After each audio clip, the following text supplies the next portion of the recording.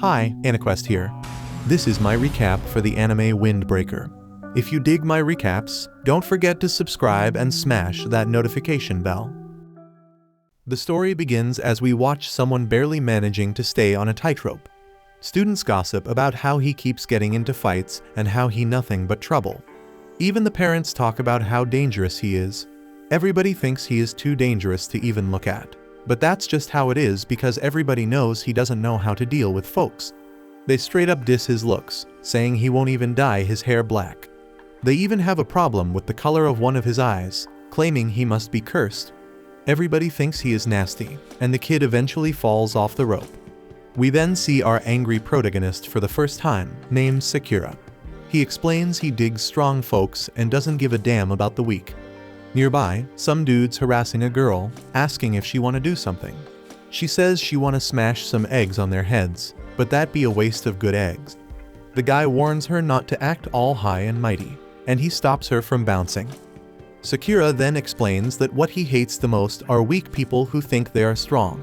Sakura interferes with the gang of harassers and tells them that it's too early to be acting so lame.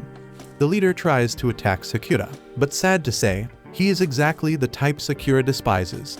Sakura drops this dude easily and wonders what the hell is going on in his head to make him think he is strong when he ain't. Sakura demands they remember his name and face, so they can warn all the weaklings they know to run when they see him. Sakura is a bit of a psycho, because he also wants them to know his name, so they can tell all the strong peeps how to find him. He announces he is Sakura Haruka from Furin High School. Sakura leaves these jerks, but the girl stops him to say thank you. Sakura is all confused, wondering if she is talking to him. She confirms she is, and Sakura is straight up clear about the fact that he ain't doing that to save her. He only smacked those dudes because they were annoying the hell out of him. Sakura turns down her offer to grub, but she ends up feeding him anyway. She can tell he ain't from around here and ain't too many peeps visiting this spot. She explains that the gang he had just fought has been causing a lot of problems, and the town's public safety has become non-existent. She admits she ain't from around here either and introduces herself as Tachibana. Sakura can't wrap his head around why she is being so nice because most folks would be scared of him, especially after he just beat up 5 guys. Sakura reluctantly chows down the food when she asks him to, but he is blown away by how damn good it is. He wonders if her joint gonna take off, but she corrects him because the dummy is trying to say takeout. Tachibana pointed out his eye and hair colors were all messed up, and he wondered if she had beef with it. She is more amazed than anything, but paranoid Sakura thinks she wanna throw down. Sakura is surprised because normally peeps are disgusted by his looks and demand he dye his hair. Sakura break it down that looks don't mean shit in a fight, and that's why he came to Furin. Furin knew for having students with the shittiest grades, but they are also the elest fighters. They are the ones who slip through the cracks at other schools and end up at Furin. They straight up brawl every day to decide who is on top. They are so dedicated to fighting that they even throw down on holidays, and Sakura is dead set on becoming the top dog. Tachibana peeps out that Sakura has some high-ass goals, but Sakura straight up admits he is dumb as a brick, and fighting is all he knows.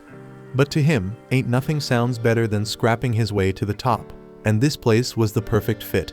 It doesn't take long for Tachibana to figure out he is already in school uniform when school ain't starting until tomorrow. It's because he's all hyped up. The embarrassed Sakura explains that he just moved, so he didn't have anything else to wear, but she just teases him more. Our hero Sakura resorts to fighting as always and demands that they take this argument outside. Just then, Tachibana peeps a customer forgetting his bag, but Sakura reminds him. As Sakura bounces home, he can't help but think about how damn weird that whole encounter was. The old man hooked him up with some candies and told Tachibana to thank him. Sakura ain't used to all that praise, so he straight up thinks the whole damn town's weird, including Tachibana. He points out he is rocking the uniform of a school full of troublemakers, and his appearance is hella strange too. It doesn't add up for people to be thanking him. Regular folks would be on guard around him and not trust him. Sakura once found someone's wallet, and they straight up accused him of stealing it. Just then, Tachibana explained that Sakura made the right call coming to Furin, but sadly, there ain't no damn way he gonna be the top dog.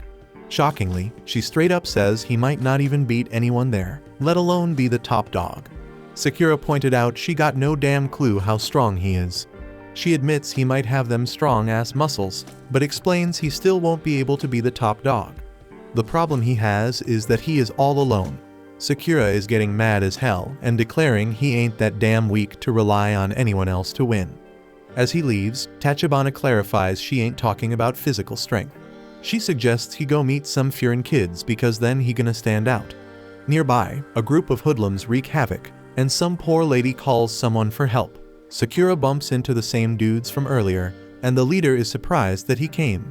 He straight up calls our boy Furin trash, but Sakura just brush him off. The leader peeps that he ain't forget Sakura's face and starts clowning him about his appearance. This dude is shaken when he realizes Sakura's hair and eye color are real. They thought he was just doing some messed up cosplay, but he points out that it being real is even more disgusting. Sakura grinned because this was the reaction he used to get to his appearance. This the disgust he did get used to, but it's all good because he done gave up on that shit. Sakura still wanna feel like he has some worth though. If he can beat whoever is standing in front of him, then he can feel superior. The problem is that Sakura can't stop thinking about how Tachibana told him that he wouldn't be the top dog because he is alone.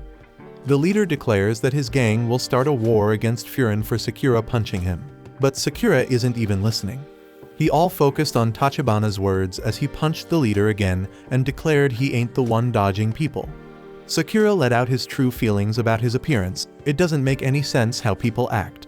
He knows better than anyone he looks strange, but he never did anything to the people who diss him. This is just who he is. Sakura starts beating down this huge group of thugs. In his mind, as long as he is the strongest and the best fighter, he will be the top dog. Being alone doesn't mean shit.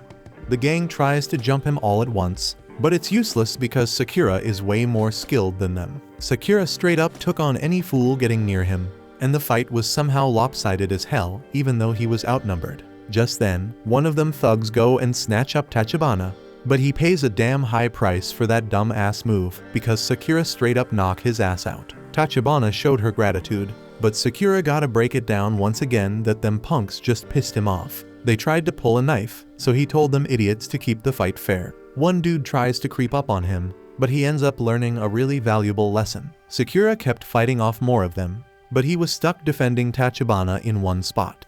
He wonders why the hell he is defending her in the first place and reminds himself that helping others never ends well. Still, Sakura keeps holding it down for her, but eventually, one of the thugs uses the knife to slice his leg. Sakura is in a really messed up situation now and think about how that's exactly why he doesn't defend folks. He once again questioned why he decided to help her and get ready to take a bat to the dome.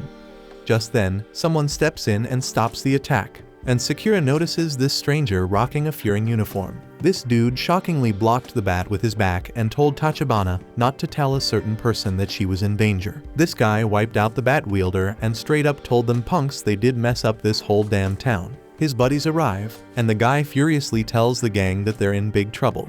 Backup has arrived, but they were disappointed to see so few opponents as they didn't all need to come to fight. Sakura is in absolute shock because he can't wrap his head around why Furin is saving his ass. The thugs are straight up scared shitless when they see this dude named Hiragi, but they think they got this in the bag because they got way more numbers. Hiragi tells the others to handle these fools quickly, so they start straight up wrecking them. One dude goes and attacks Sakura, and Sakura is stuck in a messed up spot because his leg ain't moving. Hiragi saves his ass again and tells Sakura to fall back if he hurts. Sakura gets all pissed and points out that Hiragi ain't his boss, explaining that the thugs were his to take on. Hiragi just tells him to stop moving around because it makes it harder for them to protect him. Sakura is completely shocked, and he looks around to find that the people of the town are cheering on the Furin guys.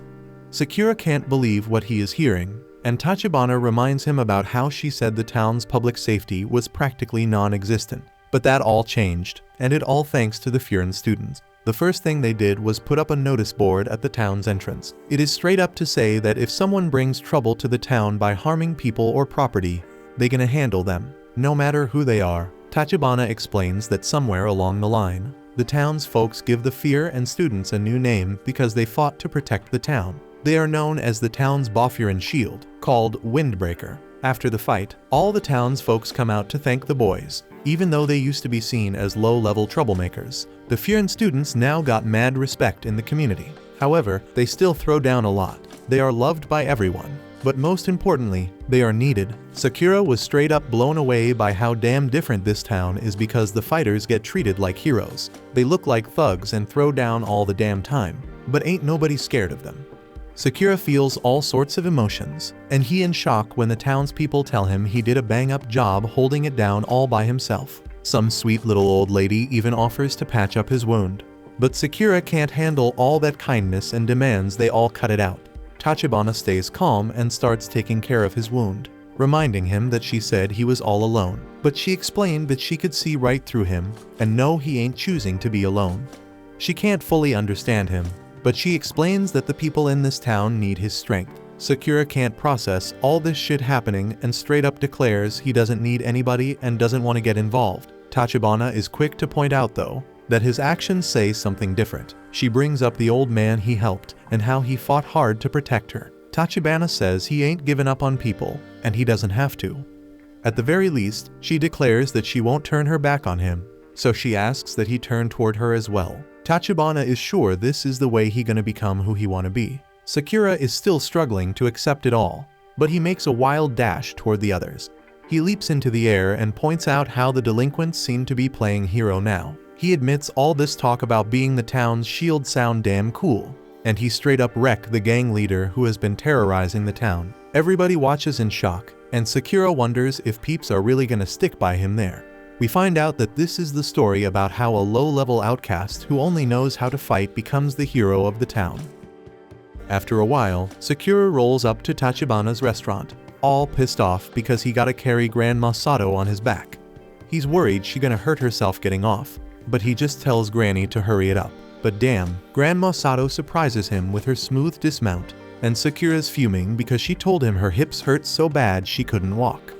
The old lady thanks him, but Sakura still ain't sure how to handle all that kindness. Tachibana stops him from bouncing and serves him some grub because it's his entrance ceremony today. It's still mad early, so she determines again that he all pumped to go to school. Sakura denies it, but she completely understands, since Furin got a lot of interesting characters. Just then, this kid named Nairi shows up and straight up faceplants. He asks Tachibana what she thinks of his new uniform, but Sakura points out he's still got the damn tags on his jacket. Nairi manages to rip them off, and Tachibana lets Sakura know they're gonna be in the same grade. Nairi notices Sakura's wild hair and eye, and Sakura thinks he got a problem with it. Nairi is surprised by his attitude and figures Sakura must be going through some tough shit at such a young age. Nairi tries to figure out why a nobody like Sakura ended up in their town. Sakura's insulted, but Tachibana assures him that Nairi acts like that with everyone. Nairi gets all hyped and tells Sakura that Furin High ain't no regular school. The peeps in Bafurin stand up for the locals, protect the weak, and crush the wicked. They some straight up heroes of justice.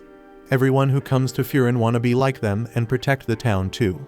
Nairi's one of them, but he wonders why someone with no ties to Furin like Sakura ended up there. Sakura lays it all out and reveals he there to take the top spot. Protecting the town is cool and all, but there's a whole bunch of strong folks there, and Sakura just wanna be the best among them. Nairi gets all serious and tells him not to talk big if he can't back it up, but his reason for saying that is cause he's scared Sakura gonna go bald. Sakura's done with his little comedy act, so he demands they throw down. But it's getting late, and Nairi got a dip because he wanna do 3 rounds of town patrol before the entrance ceremony. He declares that from today on, he gonna be a hero of justice, but damn, he is showing off how clumsy he is as he heads out. Tachibana straight up notices how hilarious this kid is, but Sakura can't believe a total dork like him wanna be some hero of justice. Tachibana's mad surprised to hear Sakura talking about someone's looks, but Sakura means these dudes like him, always chicken out when it comes to throwing down. To Sakura that's the lamest thing ever. Tachibana says it's just his assumption, but Sakura explains he's seen it go down way too many damn times. Then Tachibana drops some knowledge on him.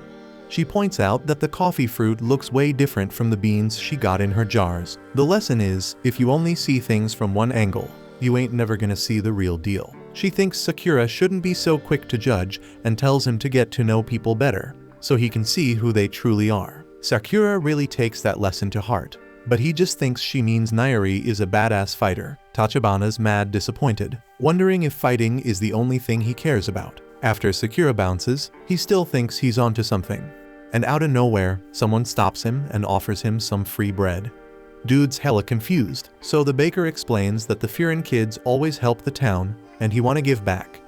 They recognize Sakura as the dude who stood up to the gang the other day, and everybody's talking about him. Sakura doesn't know how to handle the praise and dips, but they insist he takes some sandwiches for lunch. While Sakura's cruising through town, he notices mad other people feeling the same way. He can't figure out what the deal is and wonders what's wrong with all these people, acting way too nice to a guy like him. But then Sakura realizes he was just assuming they'd treat him like crap. Right then, Sakura gets shocked when a girl begs him for help. In some sketchy alley, Nairi gets straight up beat up because he tried to stop some dude from hassling a girl. The guys mock him saying he ain't gonna protect the town, because he's the one who needs protection. Nairi tries to make them take it back, but they just push him around. Then those guys get hella surprised when Nairi declares that anyone causing pain or messing up the town is gonna get wiped out by the Bafurin. They all start laughing, saying only dudes in superhero shows talk like that. The leader gets really annoyed and says it doesn't matter if Nairi's a windbreaker. He's the one getting wiped out. Dude's about to attack him, but Sakura shows up right on time to help Nairi.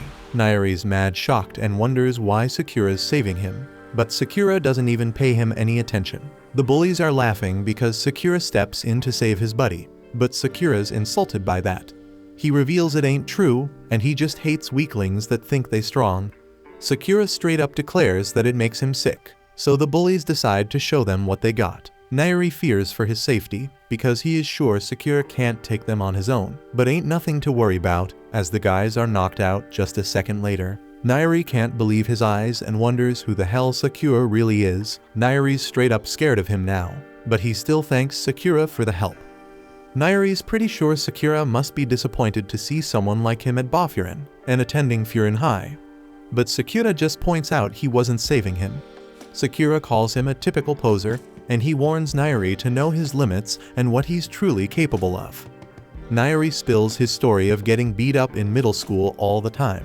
Then one day, someone from Furin came to his rescue, someone he'd normally be scared of. But in that moment, that person was hella cool, and Nairi wanted to be just like him. So he enrolled at Furin to become awesome too, but now he's realizing just how pathetic he is. Sakura realizes he made assumptions about Nairi being a coward in fights, but it's clear that Nairi can stand up for himself. Sakura tells him he's a weak fighter, but there might still be a chance he's not totally lame. Nairi's mind is blown, and the girl he protected shows up to thank him for having her back. She thanks Sakura too, but he tries to bail. Nairi stops him and pulls out his little notebook again. He bombards Sakura with questions about his height, weight, blood type, and hobbies. The kid goes nuts analyzing Sakura and taking notes like crazy. Sakura cuts him off, so Nairi explains he likes gathering data on guys he admires and finds cool. Sakura basically tells him to do his thing, so Nairi takes it as an invite to observe Sakura up close and personal.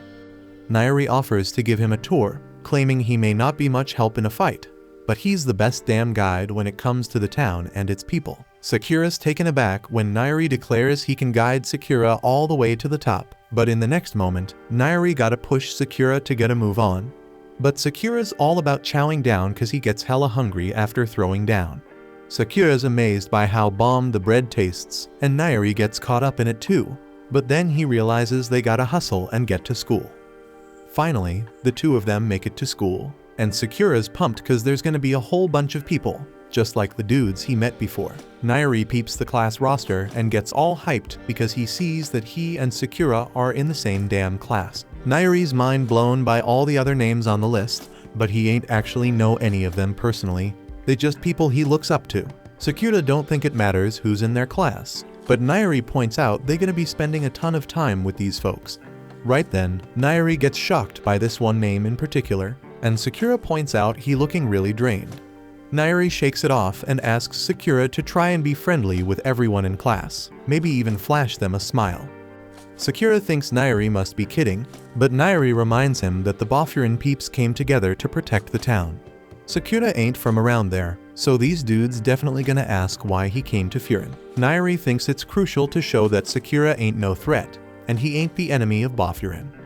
But Sakura ain't even paying attention, cause he busy getting warmed up. Nairi wonders why, and he's shocked when Sakura says he just preparing for anything. Nairi's disappointed cause Sakura ain't listening, and he points out that even the slightest misunderstanding as an outsider could turn the whole damn school against him. Sakura doesn't even give a damn if every single person turns on him, and he reminds Nairi that he there to fight his way to the top. Sakura struts into the class, and Nairi freaks out cause it's hella obvious that everyone is staring at him. The class full of some hardcore looking students, but Sakura couldn't ask for a better crowd. One student knows who Sakura is, but Sakura's on high alert. Nairi apologizes for him and instantly recognizes the student from his book. Then this kid says he's Jack Sparrow. Sakura falls for it at first, and Nairi had no freaking clue this cold-looking dude could be such a prankster. Nairi knows his name's actually Suo, and Suo says his eye patch seals away an ancient Chinese spirit in his right eye. Sakura loses his temper when he realizes this kid's all talk. But then Suo gets serious and steps up to Sakura. The vibe gets tense, and Nairi's thinking people from out of town really get treated as anomalies. Sakura gets ready to throw down, and Nairi's scared there might be no way to stop it. Just then he's shocked when Suo just pets Sakura on the back, and compliments him for being the star of the main street brawl that happened the day before. The other students wonder what he's talking about, so Suo explains that before Hiragi showed up, Sakura was already holding it down and protecting the town. Nairi had no clue about this. The other students start gathering around Sakura. There were rumors about some unknown student in their uniform, and they glad this person did a solid job helping the town. They get a bit too close for comfort, but Nairi figures it's better than them turning on Sakura. It's pretty clear they don't see him as an enemy, so Nairi relaxes because the person he was scared of before should be cool with Sakura too. These dudes still wonder why Sakura came to Furin in the first place, so Sakura spills that he came to snatch the top spot. They all surprised, so Nairi tries to explain that Sakura ain't there to hold them down and beat them up. But Sakura says he actually is, but his new buddy steps in and tells him to chill. Just then a table gets tossed, and it's some straight up terrifying student. Sakura gets an excited look on his face, but Nairi begs him not to fight this guy. He's the most dangerous dude in their class, maybe even the whole school, and his name's Kyotaro. Sakura declares he prefers fighting mad dogs like him, so Kyotaro says he'll crush him. Kyotaro throws a powerful punch, and Nairi's shocked when he realizes that Suo instantly moved him out of the way. Sakura dodges it too and gives props to Kyotaro, saying he's the type he expected to see at Furin. Kyotaro gets even more pissed, but Sakura's loving every second of it, because that's exactly what Sakura was hoping for. Thanks for watching. Subscribe to not miss the next part.